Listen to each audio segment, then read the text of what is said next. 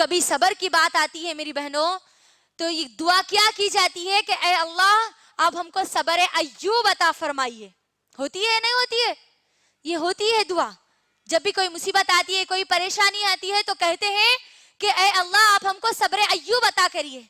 کیوں کہا جاتا ہے کہ کیا کبھی آپ نے غور کیا ایوب علیہ السلام کتنا صبر کرے؟ اللہ اکبر.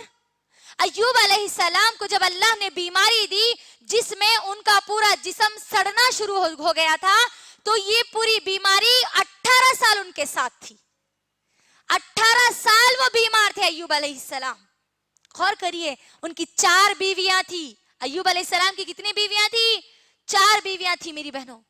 3 بیویاں ان کا ساتھ چھوڑ گئی, ان کو چھوڑ دیے, 1 بیوی ان کے ساتھ رہی. ہم ایوب علیہ السلام کا جو جسم تھا وہ بیماری کی وجہ سے سڑتا جا رہا تھا میری بہنوں.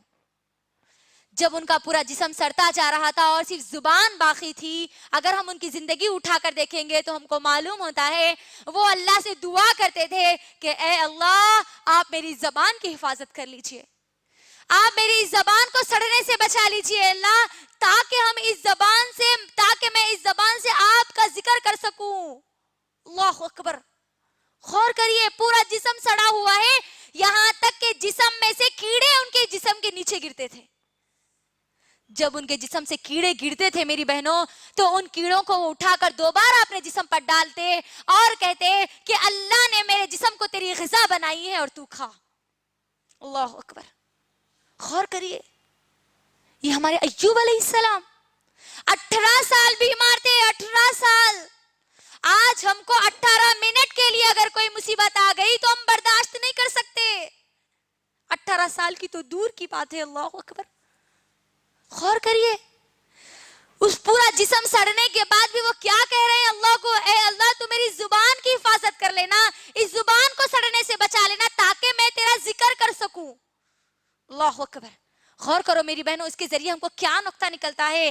اللہ ہم کو صحت مند جسم دیا الحمدللہ, آج اس کے باوجود بھی آج ہم اللہ کی عبادت نہیں کر رہے, آج ہم صبر کرنے والے نہیں بن رہے. ہم پہ تو ہمارے انبیاؤں کی طرح مصیبتیں نہیں ڈالی گئی.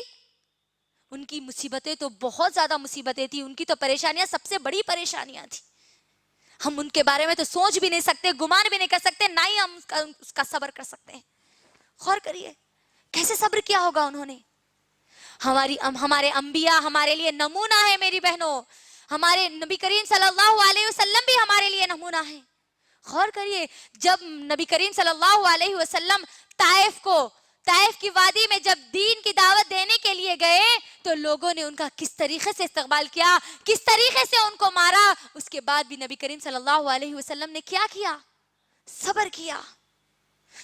ان لوگوں کے لیے اللہ کے نبی صلی اللہ علیہ وسلم نے اپنی زبان سے بددعا کے ایک بھی کلمات نہیں نکالے, ایک بھی لفظ نہیں نکالا. اور آج ہم پر کوئی مصیبت آتی ہے, ہم کو کوئی اگر گالی دیتا ہے, ہم کو کوئی اگر پتھر مارتا ہے تو رائی کے دانے کے برابر بھی آج ہمارے پاس صبر موجود نہیں ہے. ہماری زبان سے بے ساختہ کئی الفاظ نکل جاتے ہیں بددعائیں کے. غور کریے نبی کریم صلی اللہ علیہ وسلم نے اس وقت صبر کیا یا نہیں کیا؟ آج ہمارے پاس وہ نمونہ موجود ہے میری بہنوں الحمدللہ.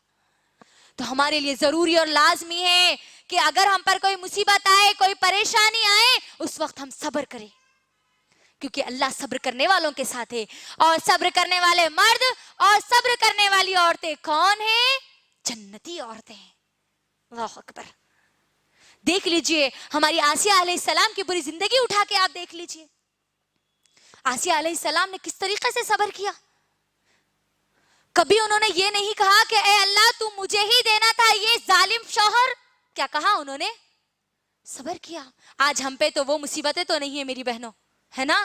آج ہم پہ وہ مصیبتیں تو نہیں ہیں کہ شوہر ہمارے سر پہ کھڑا تلوار لے کے ہم کو کوئی حکم دے اور ہم وہ نہ کریں, ہے نا.